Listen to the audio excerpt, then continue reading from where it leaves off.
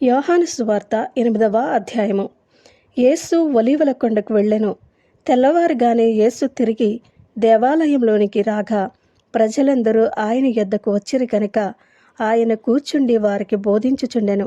శాస్త్రులను పరిసయ్యులను వ్యభిచారమందు పట్టబడిన యొక్క స్త్రీని తోడుకుని వచ్చి ఆమెను మధ్య నిలువబెట్టి, బోధకుడా, ఈ స్త్రీ వ్యభిచారము చేయుచుండగా పట్టబడెను. అట్టి వారిని రాళ్లు రువ్వి చంపవలనని ధర్మశాస్త్రములో మోషే మనకు ఆజ్ఞాపించెను కదా, అయినను నీవేమి చెప్పుచున్నావని ఆయనను అడిగిరి. ఆయన మీద నేరము మోపవలనని ఆయనను శోధించుచు ఈలాగున అడిగిరి. అయితే యేసు వంగి నేల మీద వ్రేలితో ఏమో వ్రాయిచుండెను.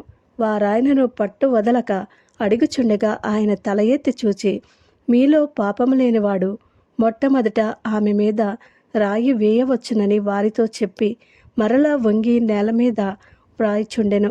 వారా మాట విని పెద్దవారు మొదలుకుని చిన్నవారి వరకు ఒకని వెంట ఒకడు బయటికి వెళ్ళిరి. యేసు ఒకడే మిగిలెను. ఆ స్త్రీ మధ్యను నిలువబడి ఉండెను. యేసు తల ఎత్తి చూచి, అమ్మా, వారెక్కడ ఉన్నారు? ఎవరునూ నీకు శిక్ష విధింపలేదా అని అడిగినప్పుడు ఆమె, లేదు ప్రభువా అనెను. అందుకు యేసు, నేనును నీకు శిక్ష విధింపను, నీవు వెళ్ళి ఇక పాపము చేయకుమని ఆమెతో చెప్పెను. మరలా యేసు, నేను లోకమునకు వెలుగును, నన్ను వెంబడించువాడు చీకటిలో నడవక జీవపు వెలుగు కలిగి ఉండునని వారితో చెప్పెను.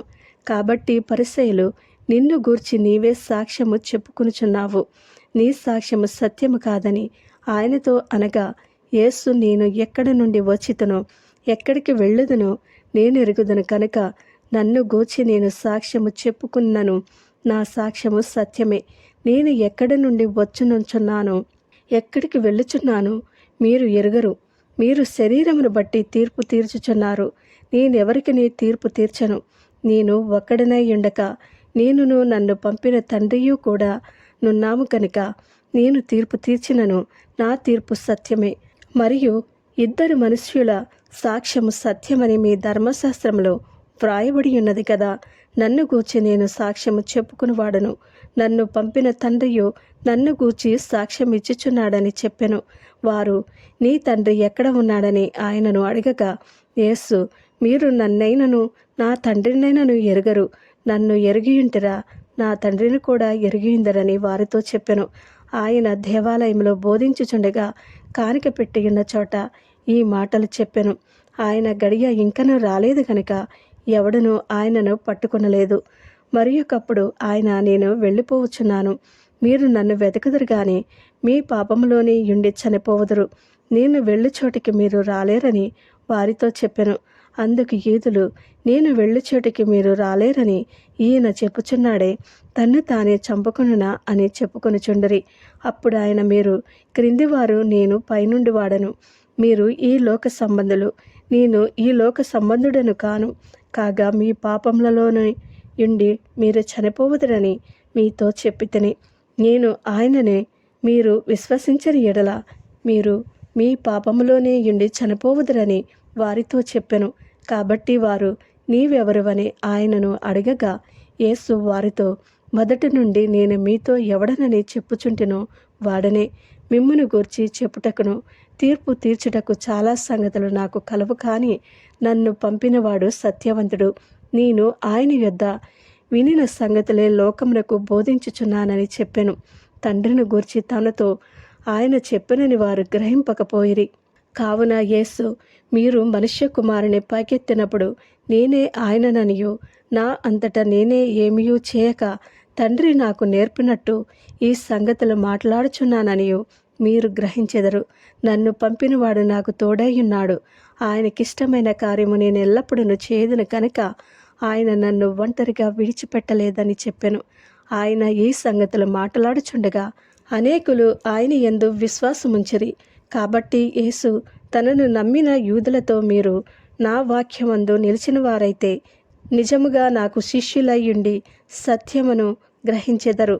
అప్పుడు సత్యము మిమ్మను స్వతంత్రులుగా చేయునని చెప్పగా వారు, మేము అబ్రహాము సంతానము, మేము ఎన్నడూనూ ఎవనికిని దాసులమై ఉండలేదే, మీరు స్వతంత్రులుగా చేయబడదురని ఏల చెప్పుచున్నావని ఆయనతో అనిరి.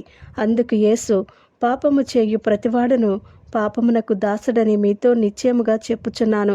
దాసుడెల్లప్పుడూ ఇంటిలో నివాసము చేయడు, కుమారుడు ఎల్లప్పుడూ నివాసము చేయును. కుమారుడు మిమ్మను స్వతంత్రులుగా చేసిన ఎడల మీరు నిజంగా స్వతంత్రులయ్యిందరు. మీరు అబ్రహాము సంతానమని నాకు తెలియను, అయినను మీలో నా వాక్యమునకు చోటు లేదు కనుక నన్ను చంప వెదుకుచున్నారు. నేను నా తండ్రి యొద్ద చూచిన సంగతులే బోధించుచున్నాను. ఆ ప్రకారమే మీరు మీ తండ్రి యొద్ద వినిన వాటినే జరిగించుచున్నారని వారితో చెప్పెను. అందుకు వారు ఆయనతో, మా తండ్రి అబ్రహామనిరి. యేసు, మీరు అబ్రహాము పిల్లలైతే అబ్రహాము చేసిన క్రియలు చేతురు. దేవుని వలన వినిన సత్యము మీతో చెప్పిన వాడైనను నన్ను మీరిప్పుడు చంప వెదుకుచున్నారే. అబ్రహాము అట్లు చేయలేదు, మీరు మీ తండ్రి క్రియలే చేయుచున్నారని వారితో చెప్పెను.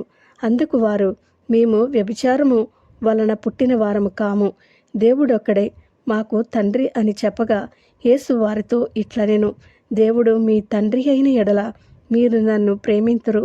నేను దేవుని యొద్ద నుండి బయలుదేరి వచ్చి ఉన్నాను, నా అంతటా నేనే వచ్చి ఉండలేదు, ఆయన నన్ను పంపెను. మీరేల నా మాటలు గ్రహింపుకున్నారు? మీరు నా బోధ విననేరకుండుట వలనే కదా మీరు మీ తండ్రి యగు అపవాది సంబంధులు, మీ తండ్రి దురాశలు నెరవేర్చకూర్చున్నారు. ఆది నుండి వాడు నరహంతకుడయుండి సత్యమందు నిలిచినవాడు కాడు, వాని యందు సత్యమే లేదు. వాడు అబద్ధమాడినప్పుడు తన స్వభావము అనుసరించియే మాటలాడును. వాడు అబద్ధికుడును, అబద్ధమునకు జనకుడునై ఉన్నాడు. నేను సత్యమునే చెప్పుచున్నాను కనుక మీరు నన్ను నమ్మరు. నా యందు పాపమున్నదని మీలో ఎవడు స్థాపించును? నేను సత్యము చెప్పుచున్న ఎడల మీరెందుకు నన్ను నమ్మరు? దేవుని సంబంధి అయిన వాడు దేవుని మాటలు వినును. మీరు దేవుని సంబంధులు కారు గనుకనే మీరు వినరని చెప్పెను. అందుకు యూదులు, నీవు సమరయుడవును, దయ్యము పట్టిన వాడవను అని మేము చెప్పు మాట సరియే కదా అని ఆయనతో చెప్పగా యేసు, నేను దయ్యము పట్టిన వాడను కాను, నా తండ్రిని గనపరచువాడను. మీరు నన్ను అవమానపరుచుచున్నారు. నేను నా మహిమను వెదకుటలేదు, వెదకుచు తీర్పు తీర్చుచు ఉండువాడొకడు కలడు. ఒకడు నా మాట గైకొనిన ఎడల వాడెన్నడూను మరణము పొందడని మీతో నిశ్చయముగా చెప్పుచున్నానని ఉత్తరమిచ్చెను. అందుకు యూదులు, నీవు దయ్యము పట్టిన వాడవని ఇప్పుడెరుగుదుము. అబ్రహామును ప్రవక్తలను చనిపోయిరి, అయినను ఒకడు నా మాట గైకొనిన ఎడల వాడు ఎన్నడూను మరణము రుచి చూడడని నీవు చెప్పుచున్నావు. మన తండ్రి అయిన అబ్రహాము చనిపోయిన కదా, నీవతని కంటే గొప్పవాడవా? ప్రవక్తలను చనిపోయిరి, నిన్ను నీవెవడవని చెప్పుకొనుచున్నావని ఆయనను అడిగిరి. అందుకు యేసు, నన్ను నేనే మహిమపరచుకుని ఎడల నా మహిమ వట్టిది.